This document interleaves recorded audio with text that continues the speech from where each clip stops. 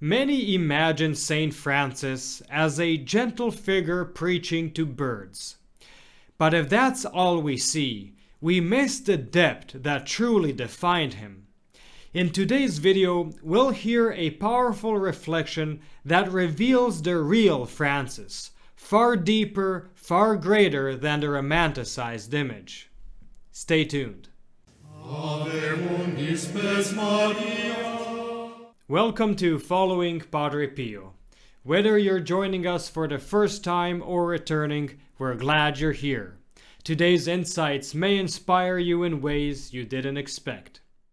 Tomorrow we celebrate the feast of Saint Francis of Assisi, a feast especially dear to Padre Pio, since, as I'm sure we all know, Saint Francis founded the order he chose to enter, and they both shared the very rare gift of receiving the Stigmata. So, to honor this great saint, and to deepen our love for him, I'd like to share a beautiful reflection by Professor Plinio Correa de Oliveira on the life of Saint Francis. Listen to this. The son of wealthy merchants, Francis was expected to continue in the same way of life.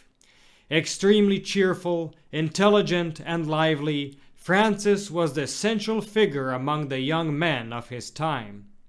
His father looked with approval upon this worldly lifestyle, especially since money was never lacking. However, one trait of this young man's character began to grow stronger. He first resolved never to dismiss a beggar without giving alms. Once, being occupied, he refused a beggar, but soon remembered his resolution, ran after him, and gave him all he had at the moment. The remorse from that small imperfection was the beginning of a great surge of interior life.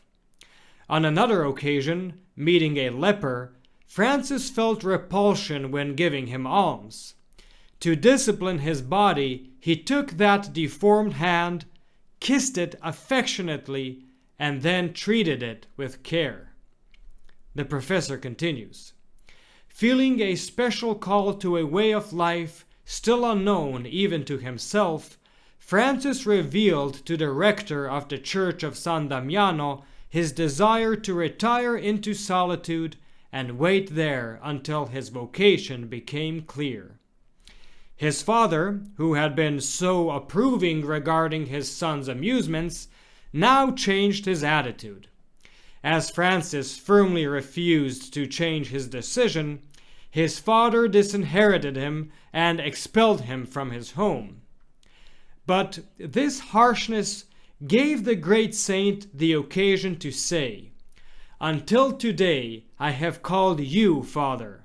Now I can truly say, Our Father who art in heaven, for in him alone I now place my hope."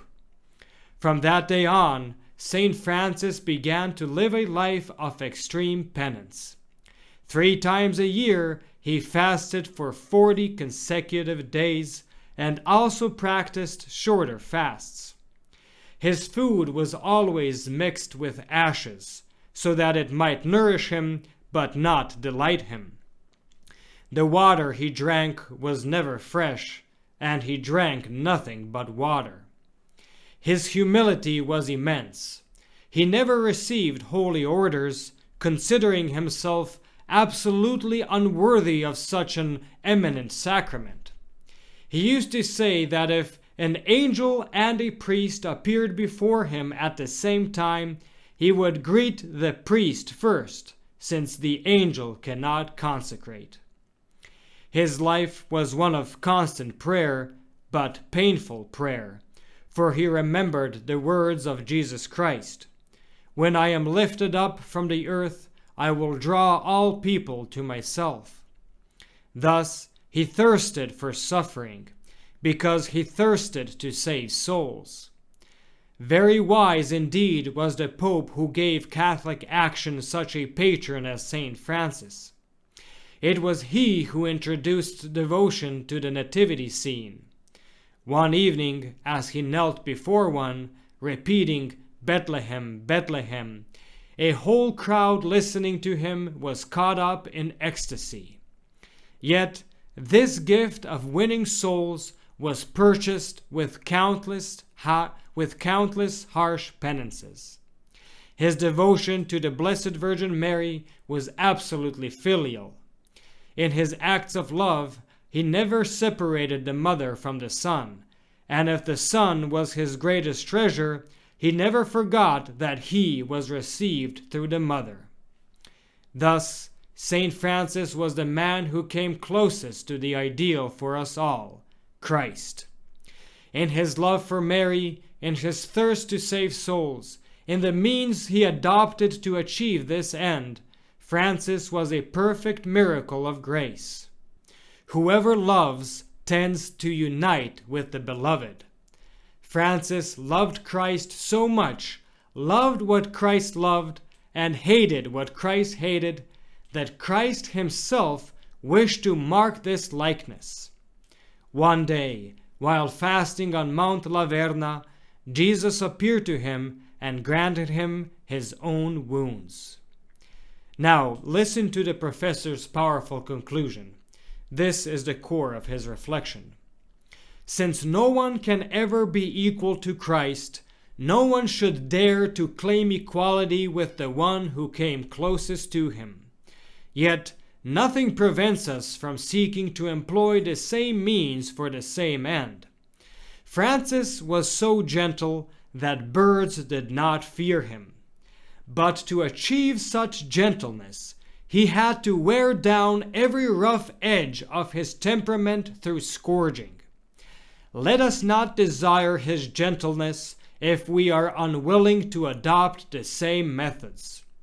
Francis thirsted to sanctify souls, but in the very way Jesus Christ himself said they must be won, by becoming like him. In such a way did Francis succeed that our Lord Jesus Christ completed the resemblance by granting him the stigmata of the crucifixion. This is the ideal type of apostle the Holy Father sets before us as a model. Let us strive to imitate him without ever presuming to equal him. And with that, the professor concludes. I hope you found this reflection as stirring as I did. The professor reminds us that St. Francis's path to holiness was far from easy. It was a series of active, willful victories over his own nature. No wonder Padre Pio felt such a deep closeness to him. So tomorrow, on his feast day, may we remember his immense costly love for our Lord and Our Lady. Let us ask for the courage not just to admire his gentleness, but to embrace the means by which he achieved it. Wishing you all a blessed feast of St. Francis tomorrow. Thank you for watching. If you enjoyed this video, please like and share to help spread Padre Pio's message. Don't forget to subscribe and click the bell so you never miss our latest uploads. Want to deepen your connection with Padre Pio? Consider becoming a protected child of Padre Pio, a special way to grow spiritually and be part of our prayerful community. You'll find a link to the join page in the description below. Check out the recommended videos on the end screen or the links in the description for more inspiring content, including our Padre Pio Thoughts for the Day playlist. May Our Lady and Padre Pio bless you, and we'll see you in the next video.